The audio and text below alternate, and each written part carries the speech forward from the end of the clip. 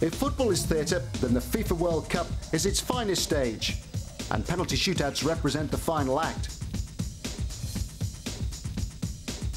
Suspense and drama before the final curtain falls. Penalties bring joy, or they bring misery. Penalties keep everyone watching.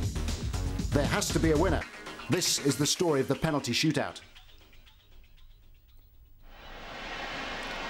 The first FIFA World Cup penalty shootout was in Spain in 1982, when West Germany and France met in a semi-final, often remembered for a dreadful collision involving Harold Tony Schumacher and Patrick Battiston.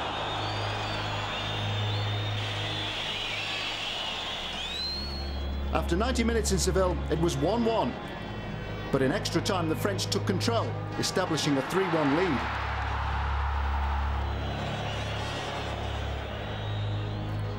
The West Germans, however, were not finished. Substitute Karl-Heinz Rummenigge pulled a goal back.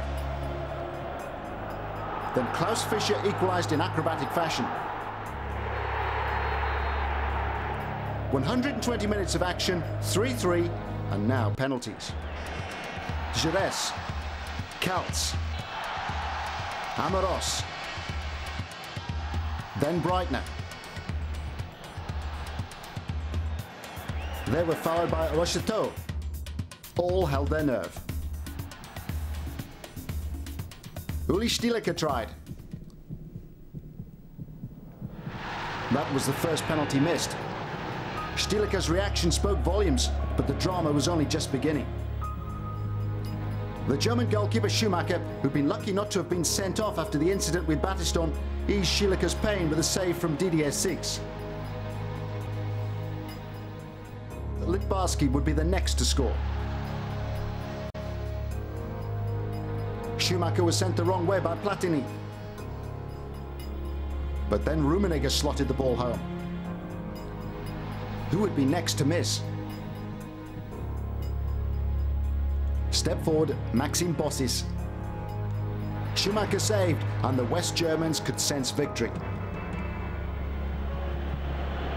Horst Hrubesch, the giant centre-forward, sent the ball into the net, and he put West Germany into their fourth FIFA World Cup final. France would again face the prospect of penalties 4 years later in Mexico. The 86 vintage was blessed with many talents. Tigana, Giresse, and of course, Platini. The champions of Europe now face Brazil in the FIFA World Cup quarter-finals in Guadalajara. This was a memorable game.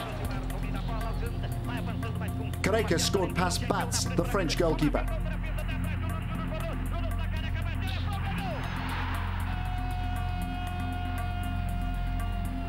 Before half-time, France had equalised. Alain Giresse found Rocheteau, and his cross was deflected into the path of Platini. 1-1.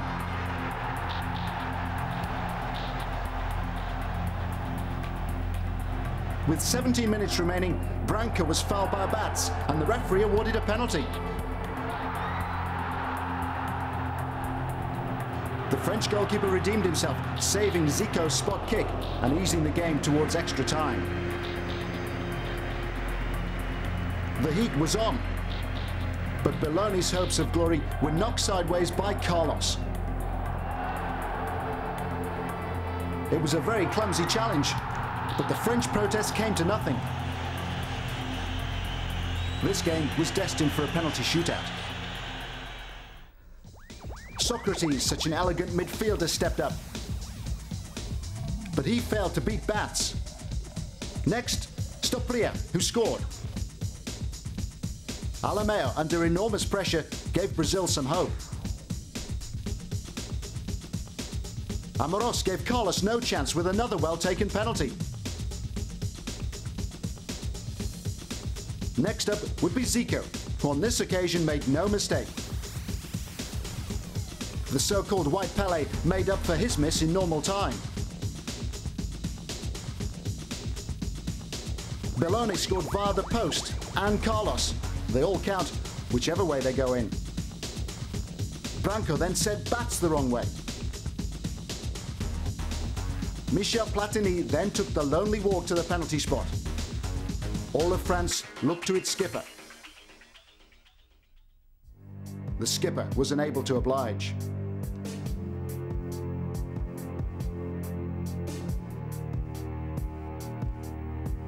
Julio César would also face the misery of missing. The French were now one kick away from the semi-finals. The responsibility would go to Luis Fernandez. For putting France into another semi-final, he would be decorated by his country with the Légion d'honneur.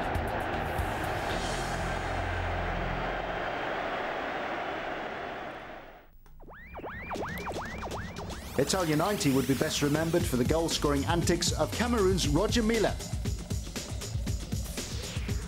There were the tears of England's Paul Gascoigne and the Italian unknown Toto Schillaci.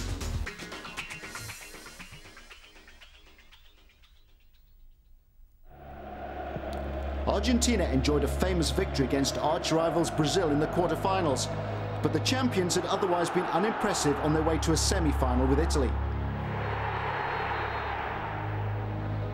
Indeed, the Africans Cameroon had beaten them 1-0 in their opening game.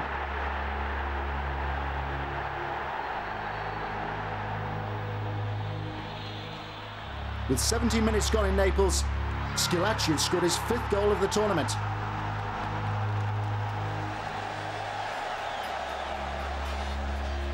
The Italians, however, failed to capitalise, and Argentina found a way back into the game. Maradona started the move that ended with Claudio Caniggia claiming the equalising goal. 1-1.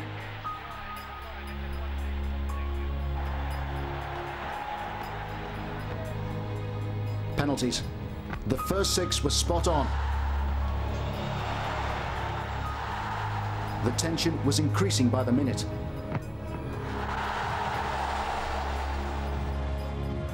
Then Donadoni's penalty was pushed onto the post by Goycochea. Advantage Argentina. Maradona would be next. The entire Italian nation willed him to miss. Maradona hadn't impressed in the way in which he had in '86, but this was the stadium where he played his club football, and he made it count. Italy had to score from their next penalty, otherwise they were out.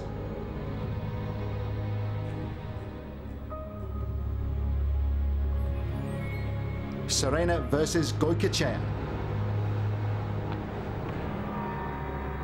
The goalkeeper won, and Argentina were into their 3rd FIFA World Cup final.